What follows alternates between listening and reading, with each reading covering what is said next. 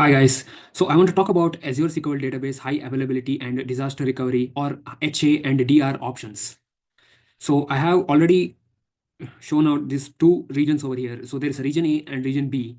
Now I want to show you something very important when we talk about region A.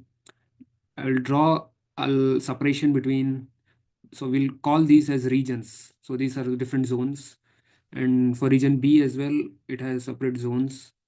So what basically is going on here in this two architecture is that there are two different regions, and these regions, they are hundreds of miles away from each other. And within this region, I have different zones, so which are kind of separate physical buildings, I can say. And within each region, we have different nodes connected.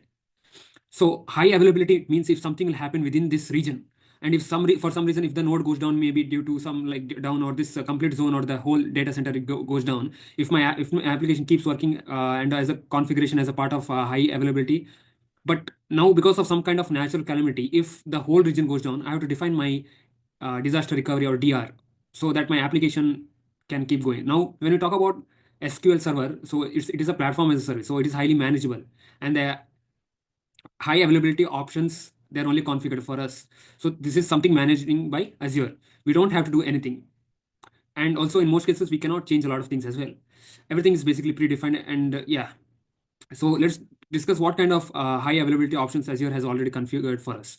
So first we'll talk about the zone. There's the same data center. Within the same data center, if one node goes down, then what kind of options we have? So already I have shown out over here. There's storage culture. Each cluster is physically separated, called an availability zone within its own needs.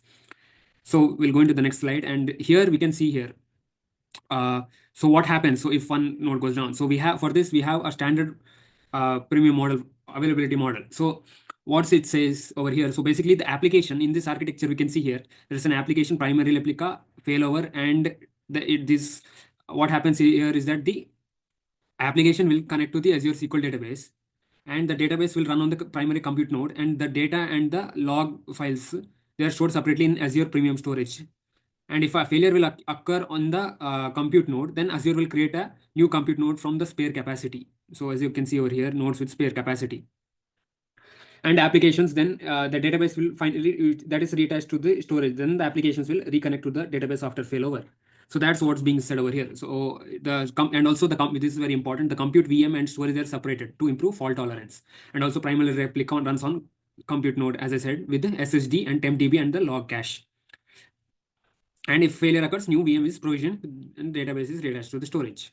Similarly, we have another, this is the standard availability model. We have another model for us, it's premium availability model. So what happens in this premier availability model? It has an always on availability group. So application will connect to the primary replica in the this always on availability group, and the data is synchronously replicated to 3 secondary replicas. So over here, 1, 2, 3. So data will be replicated to these within the same region. And if this primary replica will fail, Azure will instantly promote the second replica, which is this one, as the new primary. If this one will fail, this one will take over.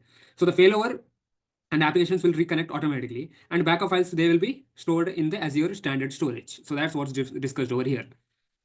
Now, let me show you in the Azure portal the feature for the read scale out. Let's go to our Azure portal.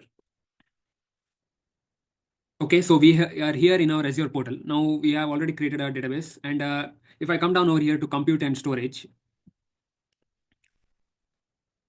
as I said earlier, we'll go to the basic model. There is no option for the read scale out, but for premium, we have an option here, read scale out, and also in our vCore purchase model, we have here read scale out also for business critical. So only this option is available for business critical and premium. So what is this read scale out? So this is a feature that will allow you to offload read-only queries to secondary replicas, as we discussed. So this will improve the performance by reducing the load on primary replica. It can handle both read and write operations. Welcome to LWP Labs. Subscribe to our YouTube channel to view free Azure DevOps live classes. And for more videos like this, please contact the number shown in the description. Happy learning!